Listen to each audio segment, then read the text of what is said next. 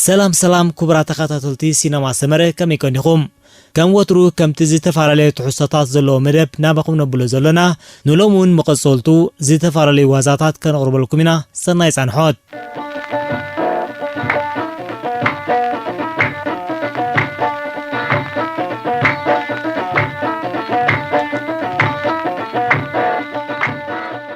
مچم تركب زربا عديتاتنا انت طلعيلو موداتا يبلون حدا وانيو اب حدا عدي ازيم زفاقرو سب حدار نبرو እቲ ሰባይ ኣብታ ማእከል ዓዲ ዝነበረት ቤት ትምህርቲ ከዋርዲ ኮይኑ ዘገልግል ዝነበረ በዓልት ቤቱ በቀጻሊ ስልጣንያ ምሳ ድማ ስማቅ ጥርሙዝ አዳልያ ምስዑ ተብሳሐሉ ነበረት ሓደ መዓልቲ ይስላሞ ንግር መገዳ መሳሕ ሰባይ ኣብሲሓ ናብ ሕክምና ትኸይድ ወይ ሓኪም ድሮ ዘለዋ ጥራን ሰሚዑ ሕማማ ስለዘይነሰረሉ ናይ ሽንቲ ምርመራ ክትገብር ሓበራ ወይ ሰበይቲ ጥርሙዝ ሒዛ ናብ ክፍሊ ላቦራቶሪ ኣተወት ላብ ቴክኒሻን ነቲ ዘምጻቶ ጥርሙዝ ተቀቢሉ ክሳውስ ይዝነግራ ኣብ መጸበይ ቦታ ኮፍ ክትብል ሓበራ ሕራይ ዝወደይ ተባረኽ ብውላድካ ክበር እናበለት ኣብ መጸበይ ሰዲያታት ኮፍ በለት ላብ ቴክኒሻን ነቲ ዝመጸ ጥርሙዝ ምስራዮ ተገሪሙ ነታ ሰበይቲ ብስማ ጽዋዕሞ ናውሽ ኣተወት ኣደ እዚ ዘምጻግኖ ሽንት ዘይኮነ ጽማቕ ይበለን ዋ ሓቂ ኻዲኻ በለ ሰበይቲ ከም ስንብዲላ እሞ ስልክ ክድውል ኣለኒ ኣስዓበት ላብ ቴክኒሻን ተገሪሙ ስለምታይ ዳ ስልክ ክድውል ኣይልሓተተን ወዮ ሓሚሜላ ዝመጸ ሰበይቲ ዕጅብ ከበላ ምስቲ ንበዓል ቤተይ ንሙስሑ ዝጠርነፍኮ ጥርሙዝ ኣጋገየለኹ ማለት እዩ ብምባል መለሰትሉ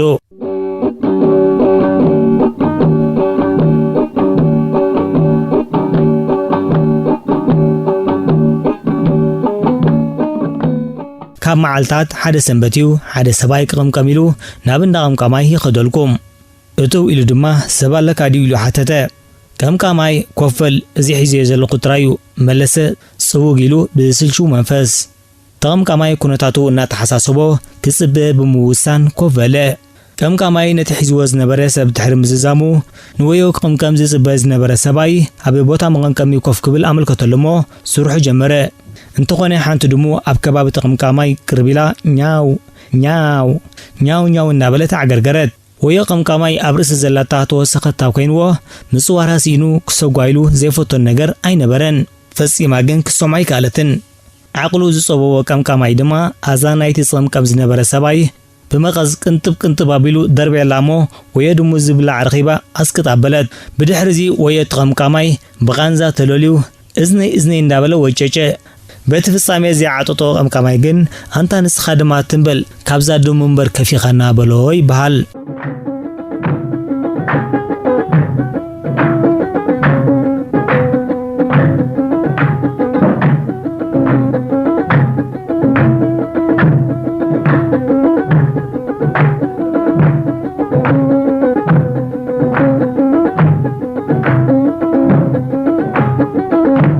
አቱም ሰባት ዘይትغن ጓልን ሰይትስ ትብልዶ እንድዒ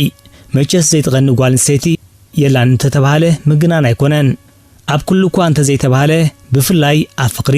ዋላ ንቀረባ መሓዘንየን ዝቀናላ ተፈጥሮ ደኹን ብሎ ንስኹም ከክብራት ሰማዕትና ምሳይ ዲኹም ዋላ ካለ ሓሳብ ኣለኩም ሓደ ዋኒው ኣብ ሓደ ገጠር ጎራዝ ናይ ተዓዲ ኣብ ወቅዕታት ሃንሰ መስከለ ጽቡቕ ዝኾነ ናይ ዓርከ መሓዛ ጸወታታት ክጻወታ ዝተዓዘበት ሓንቲ ሓፋር ጎርዞ ካብቲ ጸወታ ግልሊላ ትዕዘብ ነበረት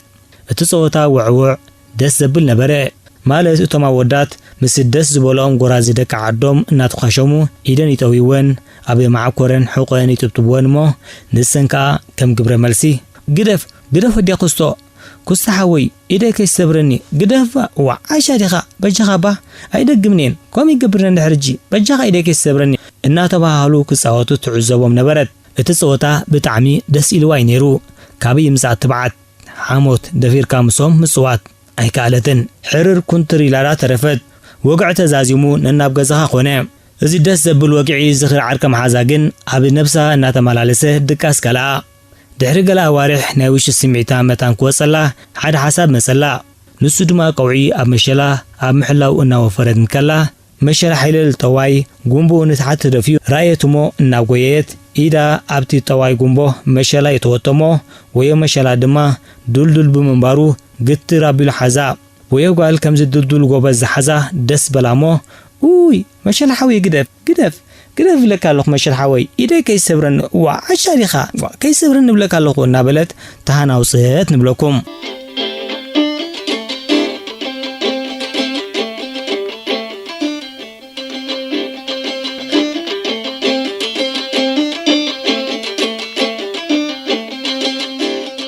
طبعاً هاي فحام كم تعينت قربيو قاليو ولا بمنافع عم بدي بيتكاو زي السمعو قالي دما بقليلو كناقص تعذب بانصارو دما تطع على زبال قرب ترعر عنا بله كدان سبات يعرق تزاريب كان تيامز أقان دي نقرو أبحاد عدي قزا النازره فحام بمشات زنابر حد سباي نبره كم نيوترو مع التوسرحو فحام لنا فحام توزاريخين فحام لنا فحام لنا نابلك حلف زراعة توسبيتي أيه بعل فحام إلى بمزوع إذا فحامكم سي يندد ديو كتب حتى توتو ويسباي تقبل عبيلو من داد بلكي هو كتب الملساتلو من داد كم مشرافك إلو ملسلاي بحال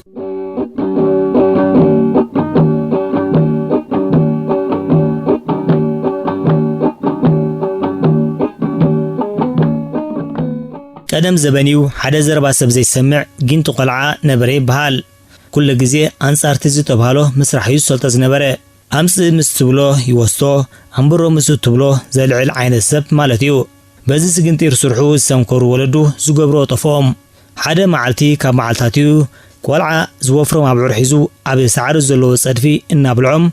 أما عديو أبو رايو ويو أبقمقم زرايم صباي أبعورو خيصدفو بمسقا نتغول عصويعو أبعور أبصدف اللومو ملوسو منتيلوه أخلا مليسو قصدفوميو እቶም አቦ ዝብልዎን ዝገብርዎን ሓርበቶም ድሕርክ እንደግን ሓደ ሓሳብ መጾም ስለዚ በአንጻሩ ክብሎ ደለይሞ ነቲ ቆልዓ ፀዊዖም ክስተወደይ ነቲ ብዕራይ አጽድፎ ክብሉ ሓበርዎ ምክንያቱ መታን ክመልሶ እቲ ቆልዓ ግን ኣብ ሽዑ በፂሑ ብድንጋጽ ምስኪን አቦይ ሓንቲ መዓልቲ ከይታዘዝኩ አሪጉ ብምባል ነቲ ብዕራይ ሸሎ አበሎ ይበሃል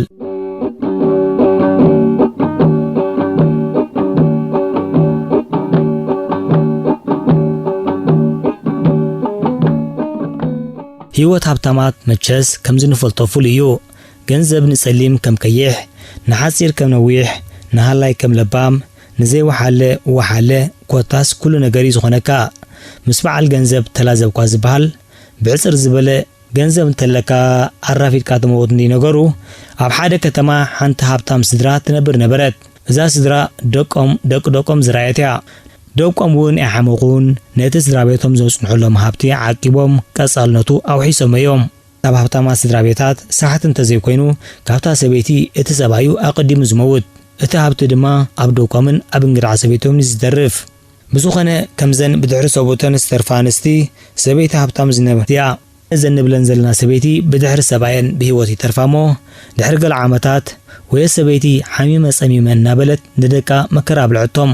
ናይ ገንዘብ ጸገም ስለ ዘይነበሮም ድማ ናብ አሎ ዝበሃል ሕክምናታት እናወሰዱ ክሕክሞ ፈተኑ بمحير مملاس حمامات تردع حكيم يغريتا قبور لينبر عديكم حمام ناي سباي تراي زلوا سلازي كتمرعوا تراي زلوكم بلوم ويدكا تقريموم سقم ناي گنزب سلازي نبروم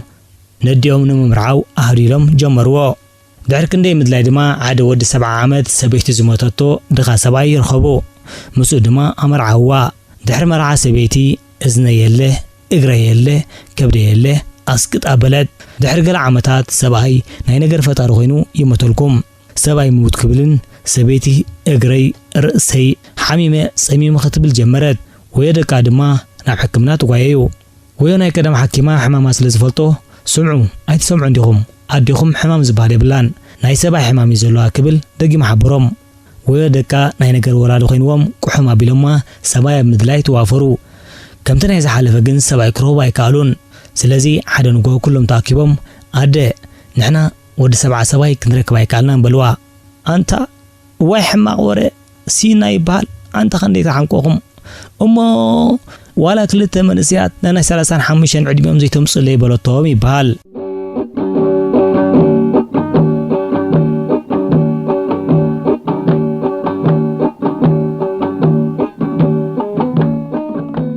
ጓልን መስያትን بسنك ممسح حمام كورونا عمل العالم بزح نگراتيو اگاتيمو حد كابو اب گزقا صنح ايتو صازبليو ብሰንክዚ ኣዋጅዚ ኣብ ገዛ ምውዓል ዝስልችወን ኣደንኳልን ንመዘናግዒ ዝኾነን ሓደ ፀወታ ክምዛ ተሰማምዓ ንሱ ድማ ብዛሕ ሃመማ መንቀተለ ዝብል እዩ ድሕሪ ብዛሕ ሃመማ መቕታልን ድማ ጸብጻብን ከቕርባ ምዃነን ተሰማምዓ ድሕሪ ዝተወሰነ ግዜ ስርዓን ከቕርባ ፊት ንፊት ብሓንሳብ ክፈላ ሓሙሽተ ሃመማ ቀቲለ ካብኦም እተን ክልተ ደቂ ኣንስትዮ እቶም ሰለስተ ድማ ደቂ ተባዕትዮ ክትብል ጸብጻብ ኣቕረበት ኣደ ወየው ጓላ ብኣግርሞት ህዋ صوتهم دا بخمي فليت كيو حتتت اتا دما دا زعقت اتا انقلت عبل علم السياد كوينين كحكي اسين حناني كتبل ملست لا